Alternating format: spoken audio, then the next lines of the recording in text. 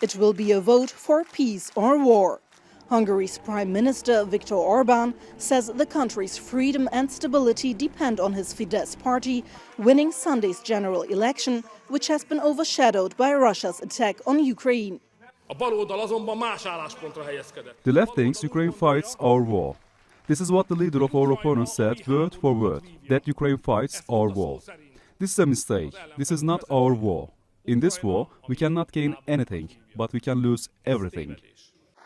Orban is seeking a fourth straight term, but the conservative nationalists' path to re-election has been complicated by a coalition of opposition parties. They're sharply criticizing his close, decade-long relations with Russia. Orban has voted in favor of most EU sanctions against Russia and allowed NATO troops to be deployed in Hungary, but he has refused to supply Ukraine with weapons. There is a Hungarian politician who's unable to say that we must always stand up against the aggressor and always be with the victims. Viktor Orban has betrayed Hungary. He has betrayed the European Union. He has betrayed NATO.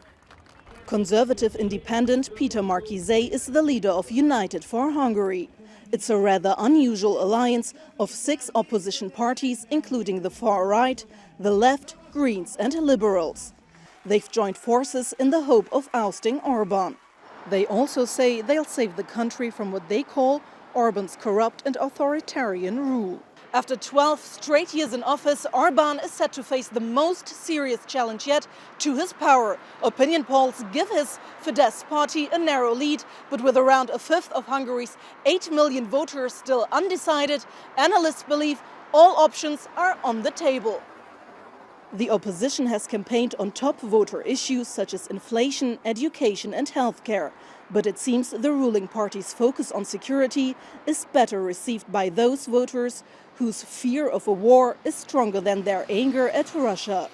We can't let the left come to power. They would drag our children and grandchildren into the war. We choose only Fidesz. Political analysts believe that even if Orban wins the election, his reputation among Western partners could have suffered lasting damage from how he has approached the war in Ukraine. Sibel Karkus, TRT World, Budapest.